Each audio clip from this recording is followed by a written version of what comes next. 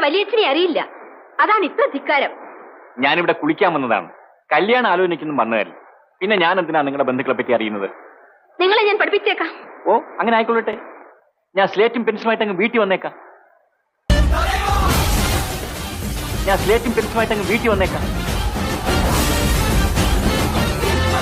പെണ്ണിനെ എനിക്ക് വേണ്ടെങ്കിലോ? നിനക്ക് അന്തസ് വേണ്ടെങ്കിൽ ഞങ്ങൾക്ക് വേണപ്പെടാ അന്തസ്. നിന്നെ അവിടെയും കൂടെ കണ്ട നിമിഷത്തിൽ രണ്ടിനെയും വെടിവെച്ച് കൊല്ലേണ്ടതായിരുന്നു. പിന്നെ ചെയ്യാൻ എന്താണെന്ന് ചോദിച്ചാൽ തോക്കില്ലാത്തതുകൊണ്ടായിരിക്കും.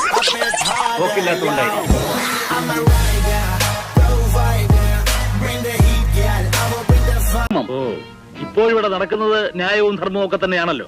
ഇന്ദ്രനെതിരെ ഗൂഢാലോചന നടത്തുന്ന ഈ ദാസീപുത്രനെ വികാരം മൂത്താൽ ബൃഹസ്പതി വിവരദോഷിയാകുമെന്ന് പറയുന്നത് വെറുതെ അല്ല. ഒരുമാതിരി തന്തയില്ലായ്മ പറയരുത്. ആർഡർ